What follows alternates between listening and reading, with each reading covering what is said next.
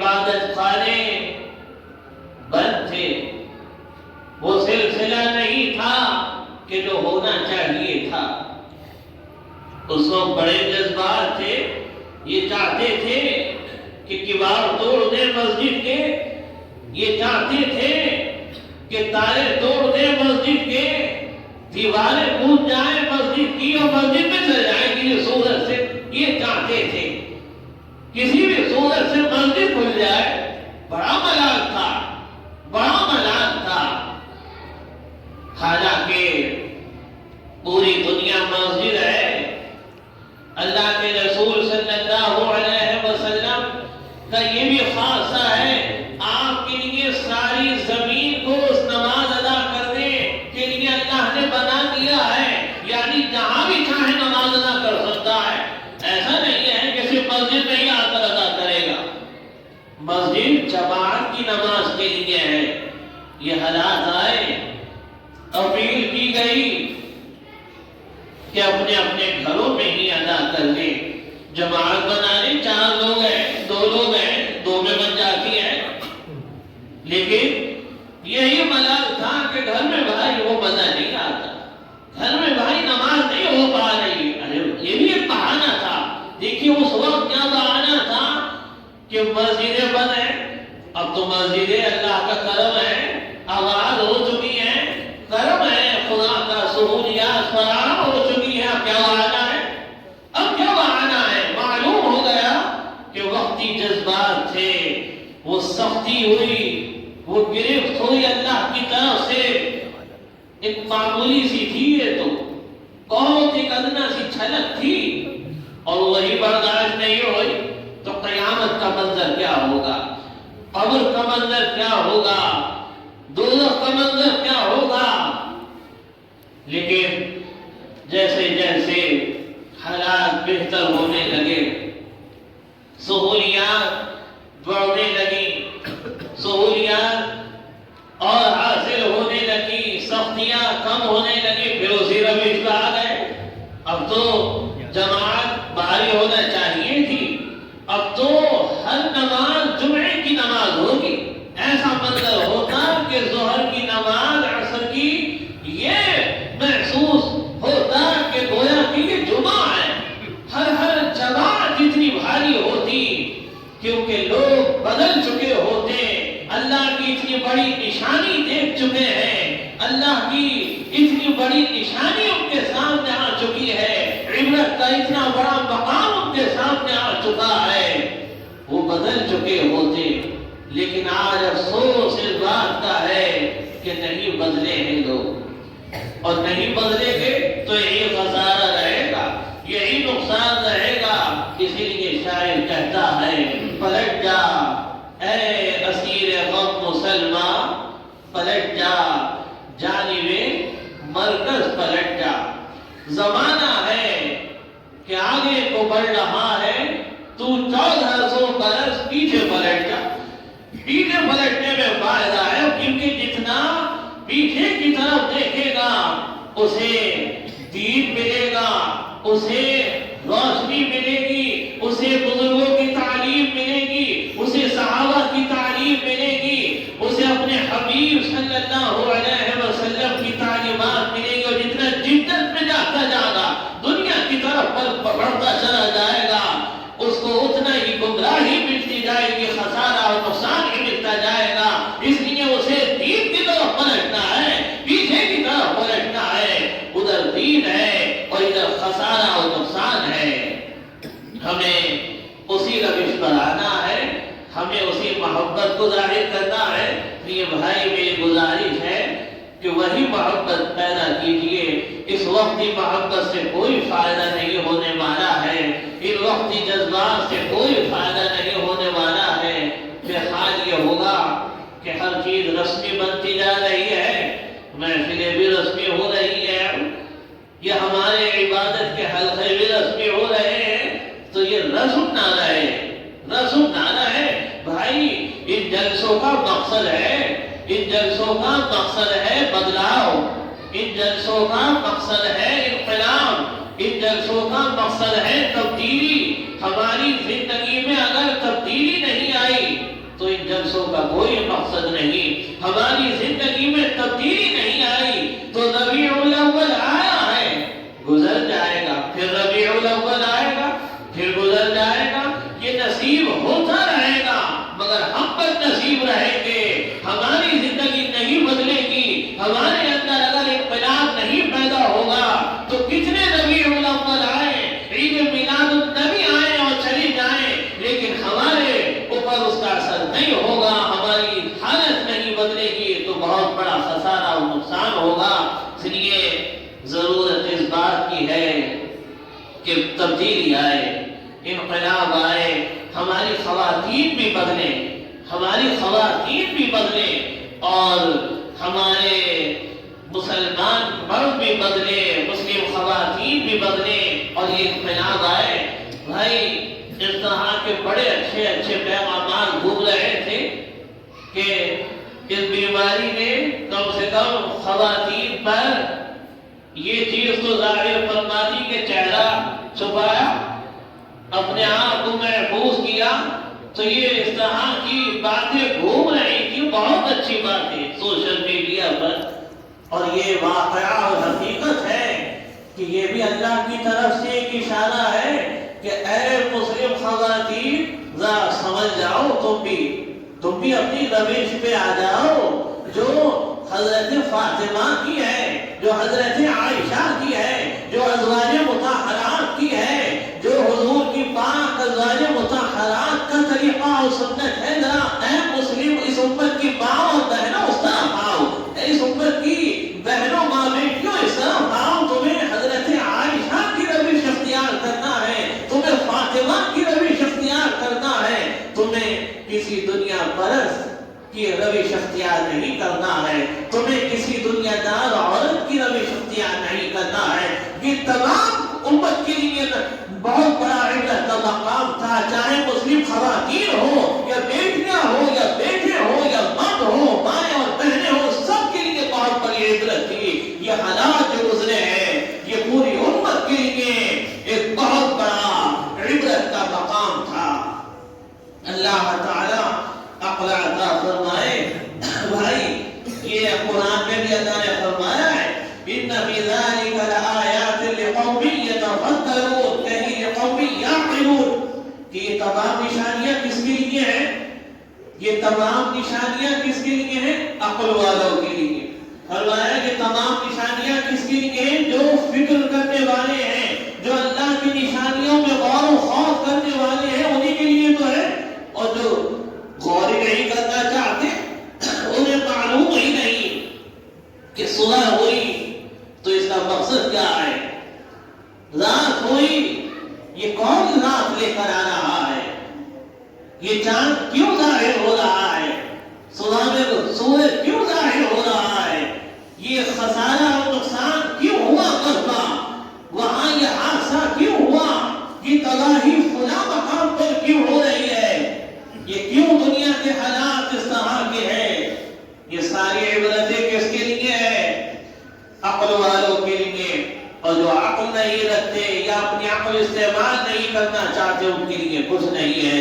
اس لیے اپنی عقل کو لگائیے، اللہ تعالیٰ نے انسان کو عقل عطا فرمائی ہے، اللہ تعالیٰ نے انسان کو عقل سلیم عطا فرمائی ہے، اور اس کا استعمال ہر انسان کو کرنا ہے۔ اپنی عقل کو استعمال بھی تو کریں، عقل سب کے پاس ہے مگر استعمال چند لوگ کرتے ہیں، استعمال ہر آدمی نہیں کرتا ہے، اور کرنا ہر انسان کو چاہیے۔ یہاں تک کہ مفسرین کا کہنا ہے، محدثین کا کہنا ہے، اگر کوئی نبی نہیں آتا، اگر کوئی رسول نہیں آتا، جب بھی اللہ کی وحدانیت کو ماننا، اس کی وحدانیت کا اقرار کرنا ہر بندے کے لیے ضروری ہوتا۔ وہ کیوں؟ کیونکہ اللہ نے عقل عطا فرمائی ہے، اللہ نے عقل عطا فرمائی ہے۔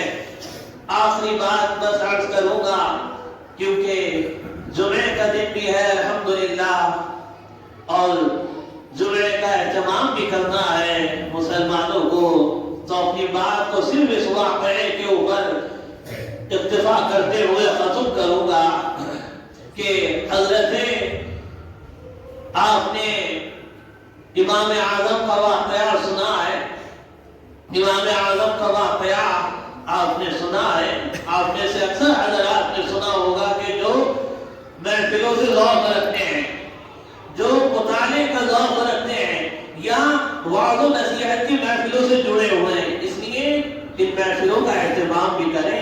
دیکھیے ان محفلوں کی زینت آپ ہی لوگ ہیں۔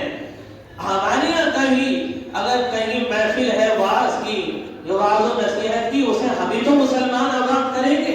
محلے میں ہیں تو محلے والے تو آباد کریں گے، اور محلے والے نہیں ہیں تو اس محفل کا کوئی مقصد نہیں ہے۔ وعظ پھر کس کے لیے ہو رہا ہے؟ لوگوں کے لیے تو ہو رہا ہے، اس لیے کوشش کریں اس کا حصہ بھی بنے، آگے بھی اس بات کا اہتمام بھی کرتے ہوئے چلیں۔ تو امام اعظم کا یہ واقعہ اکثر واعظین بھی بیان کرتے ہیں کہ آپ کے زمانے میں ایک شخص دہری تھا، یعنی وہ کسی بھی معبود کو نہیں مانتا تھا۔ اس کا مقصد یہ تھا یہ دنیا خود چل رہی ہے اور ایسی ہی یہ دنیا ختم ہو جائے گی۔ لوگ پیدا ہوتے ہیں، جوان ہوتے ہیں، پھر کمزور ہو جاتے ہیں، ضعیف ہو جاتے ہیں، پھر ختم ہو جاتے ہیں۔ ایسی نظام چل رہا ہے، یہ دنیا ایسی ختم ہو جائے گی، نہ کسی نے بنایا ہے استغفر اللہ معاذ اللہ، نہ اس کی کوئی انتہا ہے، نہ اس کا کوئی مقصد ہے زندگی کا، بس ایسی ہی چل رہی ہے۔ دگائے جب بھی گمراہی پڑھنے لگی اور وہ شخص اوروں کو بھی گمراہ کرنے لگا تو فکر ہوئی، اور امام اعظم کو اللہ نے بڑی عقل عطا فرمائی تھی، بہت صلاحیت عطا فرمائی تھی۔ حضرت امام اعظم کے پاس لوگ آئے، آپ نے فرمایا کہ ہم اس سے بات کریں گے، فرمایا ہم اسے جواب دیں گے انشاءاللہ۔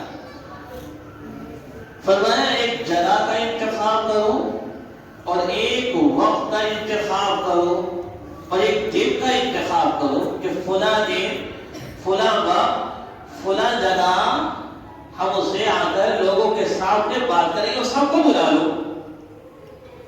ایک جگہ کا انتخاب ہوا، دن کا انتخاب ہوا، وقت کا انتخاب ہوا، وہ شخص بھی آ گیا۔ حضرت امام اعظم جو وقت دیا گیا تھا اس پر نہیں پہنچے گا، وقت گزر رہا ہے، لوگ انتظار میں ہیں، مگر امام اعظم ابھی نہیں پہنچے۔ کافی دیر کے بعد تشریف لائے تو وہ شخص کہنے لگا یہ ہے تمہارے امام، امام اعظم؟ انہیں تو وقت کی پابندی کا بھی لحاظ نہیں ہے، انہیں تو لوگوں کے موجود ہونے کا بھی لحاظ نہیں ہے کہ لوگ انتظار کر رہے ہیں کہ کتنی دیر سے آئے، تم ایسے امام کی تقریر کرتے ہو، ایسے امام کو مانتے ہو۔ امام اعظم نے فرمایا میری بات تو سنو بھائی، مجھے یہاں پہنچنا تھا، راستے میں ایک تالاب تھا اور مجھے اسے پار کرنا تھا۔ فرمایا کہ کوئی وہاں پر نہ کشتی تھی نہ کشتی کا چلانے والا تھا، لیکن میں نے دیکھا کہ ایک درخت خود بخود گر گیا اور خود بخود اس درخت کے پٹے بنے اور خود بخود اس کی کشتی بن گئی اور خود بخود وہ پانی میں تیرنے لگی، میں اس میں بیٹھ گیا اور آ گیا۔ وہ شخص ہنسنے لگا جو دہری تھا اور کہنے لگا یہ ہے دیکھو تمہارے امام کیسی بہتی بہتی باتیں کر رہے ہیں، کہہ رہے ہیں کہ درخت خود گر گیا بغیر کسی گرانے والے کے، بغیر کسی کاٹنے والے کے، اور اس کی خود بخود پٹے بن گئے اور اس کی خود بخود کشتی بن گئی بغیر کسی بنانے والے کے، وہ خود بخود بغیر چلانے والے کے چلنے بھی لگی اور یہ بیٹھ کر آ گئے۔ امام اعظم نے فرمایا تم نے خود ہی اپنی بات کا جواب دے دیا۔ فرمایا جب ایک درخت خود نہیں گر سکتا ہے، جب اس کے پٹے خود نہیں بن سکتے ہیں، اس کی کشتی خود نہیں بن سکتی ہے بغیر کسی بنانے والے کے، اور وہ کشتی بغیر کسی چلانے والے کے پانی میں نہیں چل سکتی، تو یہ بتاؤ اتنی بڑی کائنات کیسے چل سکتی ہے بغیر کسی چلانے والے کے؟ کتنی بڑی عقلی دلیل دی تھی۔ اب اس چیز کو عقل سے ہی سمجھانا بہت ضروری تھا۔ کہیں آپ نقلیات میں یعنی احادیث کے ذریعے، قرآن کریم کے ذریعے حوالے دیتے رہے، مگر وہاں پر عقلی دلیل کام آتی ہے ایسے شخص کو سمجھانے کے لیے، اور امام اعظم نے وہی تدبیر اختیار کری، وہی طریقہ اختیار کیا سمجھانے کے لیے، اور یہ دلیل دی کیونکہ یہ سب صدقہ ہے جناب احمد مجتبی حضرت محمد مصطفیٰ صلی اللہ علیہ وسلم کا، کہ اللہ نے آپ کے حبیب کے صدقے میں، اپنے حبیب کے صدقے میں اس امت کے ایسے ایسے فرد پیدا فرمائے ہیں، ایسے ایسے بے مثال اللہ تعالیٰ نے بندے پیدا فرمائے ہیں کہ جنہوں نے اس دین کی خدمت کے لیے اپنی عقلیں بھی استعمال کی ہے، اپنی محنتیں بھی صرف کی ہیں، اپنی جان کو بھی صرف کیا ہے، اپنے وقت کو بھی صرف کیا ہے، ہر اعتبار سے انہوں نے اپنے تن من دھن سے اس دین کی خدمت کری ہے اور اس دین کو پروان چڑھانے کی کوشش کری ہے۔ بھائی سجا سجایا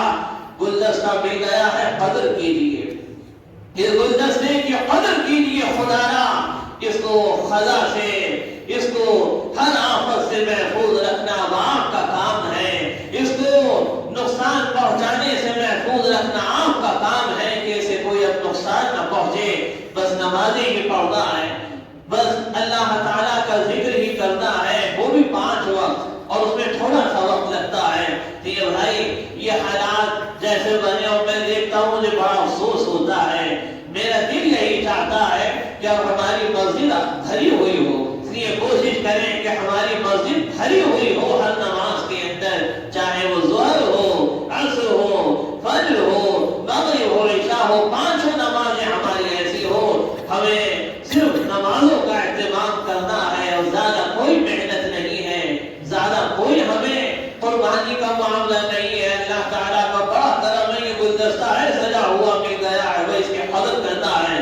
اللہ تعالیٰ اس کی مہک سے ہماری زندگیوں کو معطر فرمائے، ہماری قبروں کو اس سے مہکائے، ہماری عقبہ کو مہکائے، ہمارے حشر کو اس سے اللہ بہتر فرمائے، اور ہمیں حضور کی سچی محبت عطا فرمائے کہ لوگ دیکھ کر یہ کہیں کہ دیکھو یہ ہے امتی اور غلام جناب احمد مجتبی حضرت محمد مصطفیٰ صلی اللہ علیہ وسلم کا۔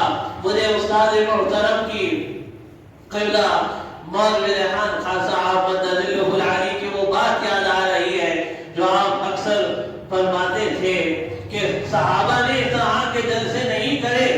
ہاں اس کی وجہ ہے کیونکہ وہ خود جلسہ تھے، کیونکہ وہ خود ایک جلسہ تھے، چلتے پھرتے جدھر پہنچ گئے وہاں بھی دین پھیلنے لگا، جدھر بیٹھ گئے وہاں پر دین پھیلنے لگا، جو دیکھتا تھا وہ بدل جایا کرتا تھا، صورت مسلمانوں جیسی، سیرت مسلمانوں جیسی انہیں ضرورت ہی نہیں تھی۔ ضرورت تو ہمیں ہے جو جلسے کر رہے ہیں، اگر ہم نے کہا ایک پکا مسلمان بن جائے تو اس کو ضرورت ہی نہیں ہے کسی طرح کے جلسے کی، کیونکہ اللہ نے اس کی زندگی بدل دی ہے، وہ بدلا ہوا ہے۔ ضرورت اصلاح کی اسے ہوتی ہے کہ جس کے اندر کمزوریاں ہوتی ہیں، اور جس میں کوئی کمزوری نہیں ہے، جس میں کوئی کمزوری نہیں ہے اس کو تو جلسے کی ضرورت ہی نہیں ہے، کسی وعظ کی ضرورت نہیں ہے۔ اللہ ہماری زندگی میں ایسی فرما دے۔